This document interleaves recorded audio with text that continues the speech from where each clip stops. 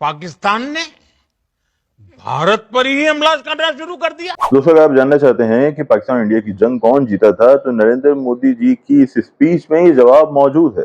याद रहे कि मोदी जी ने ये स्पीच सीज फायर के 48 घंटे बाद की थी, यानी उनके पास बहुत सा वर्क था, होमवर्क करने का और ये जानने का कि जो पड़ोसी मुल्क है पाकिस्तान है, उसके ऑफिशियल्स क्या कह चुके हैं, ताकि वो उसका करारा जवाब दे सकें।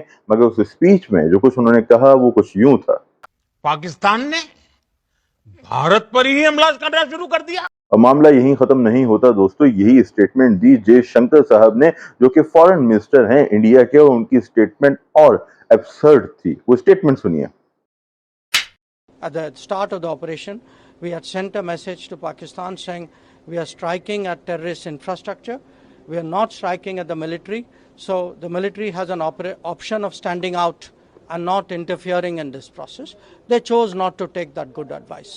अब आप ये स्टेटमेंट सुन चुके हैं। इस स्टेटमेंट को आप मोदी जी की स्पीच के उस टुकड़े से मिलाइए जो हमने शुरू में दिखाया था। और अब आपको देखना होगा कि जो अपोजिशन लीडर हैं इंडिया के, राहुल गांधी, जिनके बारे में अर्नब गोस्वामी कहते हैं कि पाकिस्तानियों को वो बहुत पसंद है, तो ये बात दुरुस्त है, क्योंकि पाकिस्तानी ये समझते हैं कि इंडिया में अगर एक सेकुलर गवर्नमेंट होगी, एक रोशन ख्याल गवर्नमेंट होगी, तभी इस खित्ते में अमन कायम हो सकेगा। बहरहाल उस मुद्दे पे हम फिर बात करेंगे। अब देखिए कि राहुल गांधी जी ने क्या कहा।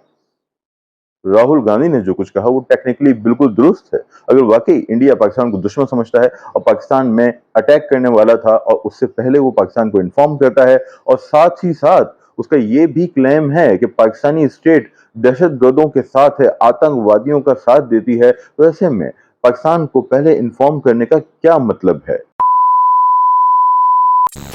देशभक्त के नाम से एक यूट्यूबर हैं जो कि बहुत अच्छा काम कर रहे हैं, मैं उनके काम को एडमायर करता हूं, मगर पाकिस्तान से मुतालिक जो उन्होंने वीडियो बनाई उस पर कुछ ऑब्जेक्शंस हम कर सकते हैं। उन्हीं ऑब्जेक्शंस में से एक ऑब्जेक्शन ये भी है कि जो पहलगाम अटैक हुआ था, वो अटैक यकीनी तौर पर काबिल मजम्मत था। आप और हम सब उसकी मजम्मत करते हैं। एनीवेज, इंडिया से सब मजम्मत नहीं करते पाकिस्तान में होने वाले दहशतगर्दी की वाकयात की। रवीश कुमार साहब, किरण थापर साहब या कुछ और जो रोशन ख्याल लोग हैं, रोशन ख्याल सहाफ़ी हैं, उनकी जानिब से ज़रूर मजम्मत की जाती है, मगर मजमूई तौर पे इंडियंस की जानिब से ऐसा नहीं किया जाता। लेकिन यहाँ मुद्दा ये है कि पहलगाम वो चीज़ थी जिसकी वजह से ये पूरी जंग शुरू हुई। तो पहलगाम के मुल्ज़िमान कहाँ हैं? क्या आपने उन्हें गिरफ्तार कर लिया? क्या उनका कन्फेशन मौजूद है? अगर कन्फेशन मौजूद नहीं है तो क्या आपके पास की ऑडियो रिकॉर्डिंग है, वीडियो रिकॉर्डिंग है, जिसमें आप ये साबित कर सकें कि ये जो टेररिस्ट अटैक हुआ था, यकीनी तौर पे हुआ था, बहुत ही जालिमाना अटैक था, उस अटैक में पाकिस्तान इन्वॉल्व था या पाकिस्तान की टेरिटरी इस्तेमाल हुई है?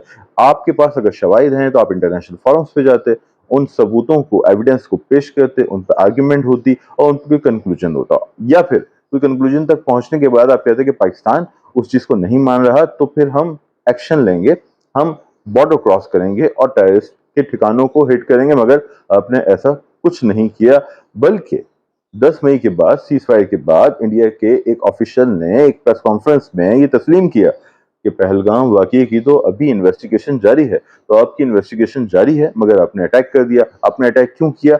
उसका सबब बहुत सिंपल है। पहले भी इंडिया ने ऐसा ही किया था बालाकोट में। उसका रीजन ये है कि नरेंद्र मोदी जी ये समझते हैं कि अगर मैं इंटरनेशनल कवानीन को, यानी कि जो इंटरनेशनल लॉज हैं, उन्हें तोड़ता हूं और पड़ोसी मुल्क पे मिसाइल मारता हूं और बाद में प्रोपोगेट करता हूं, प्रोपेगेंडा करता हूं अपनी जीत का गोदी मीडिया के जरिए, तो मैं इलेक्शंस में फायदा उठा सकता हूं। पहले भी उन्होंने यही किया, अब भी उन्होंने यही करना चाहा, मगर अब की बार मोदी सरकार से हो गई गड़बड़, क्योंकि वो बहुत आगे बढ़ गए और उसका नतीजा ये निकला कि जब अमेरिका की एंट्री हुई सीज़फायर करवाने के लिए, तो नरेंद्र मोदी और उनके पार्टनर्स को और गोदी मीडिया को लगा धचका, क्योंकि उन्होंने कभी नहीं सोचा था कि इंटरनेशनल प्लेयर्स पाकिस्तान और इंडिया को एक ही पलड़े में तोलेंगे और उन्हें इक्वल कंसीडर करेंगे या ऑफिशियल स्टेटमेंट में उनको बराबर बताएंगे, जो कि डोनाल्ड ट्रंप ने अपने ट्वीट में किया। बाद में डोनाल्ड ट्रंप ने रियाज में जाके भी यही बात की कि दोनों मुल्क बहुत काबिल हैं, दोनों में बहुत सलाहियत है, दोनों की लीडरशिप बहुत अच्छी है और हम उन्हें एक डिनर पे इकट्ठा कर सकते हैं। To stop the escalating violence between India and Pakistan, and I used trade to a large extent to do it. I said, fellas, come on, let's make a deal. Let's do some trading. Let's not trade. अब आप सोचिए, Indians जो ये claim करते थे कि हम एक माशी, यानी एक फाइनेंशियली बहुत बड़ी ताकत बन चुके हैं, जो कि दुरुस्त है कुछ हद तक, मगर साथ ही वो कहते थे कि जो हमारी जो आर्मी है वो दुनिया की सबसे बड़ी आर्मी है और हम एक मिलिट्री लेवल पे या फाइनेंशियल लेवल पे बहुत बड़ी ताकत बन के उभर चुके हैं और हमारा कोई मुवाजना नहीं है पाकिस्तान से।